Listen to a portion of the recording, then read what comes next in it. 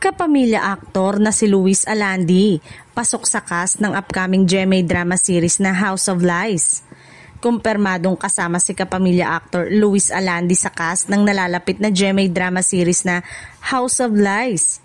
Matagal nang hinahangaan si Luis sa kanyang husay sa pag-arte at versatility. At ngayon ay haharap siya sa isang bagong hamon sa kabilang network para sa isang proyektong inaasang magiging isa sa pinakamainit na drama offerings ng GMA.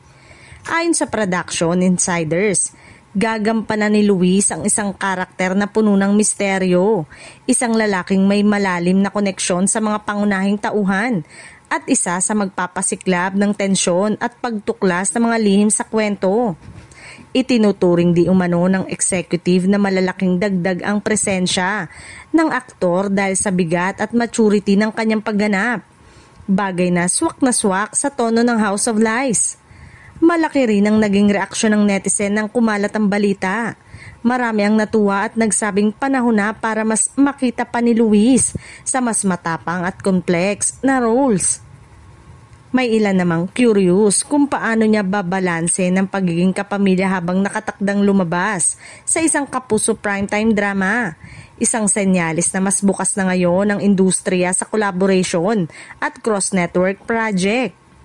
Samantala, nagpahiwatig ang creative team ng serye na ang pagpasok ni Luis Alandi ay magdadala ng major twist sa naratibo ng House of Lies na umiikot sa mga pamilyang puno ng intriga, pagkataksil at mapanganib na sikreto.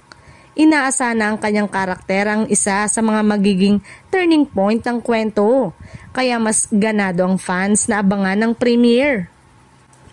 Sa ngayon, puspusa na ang preparation at look test para sa cast at inaasang ilalabas ng GMA sa mga susunod na linggo ang full cast announcement. Siguradong magiging mas matindi at mas kapanapanabik ang House of Lies sa pagdagdag ng isang veteranong aktor na tulad ni Luis Alandi.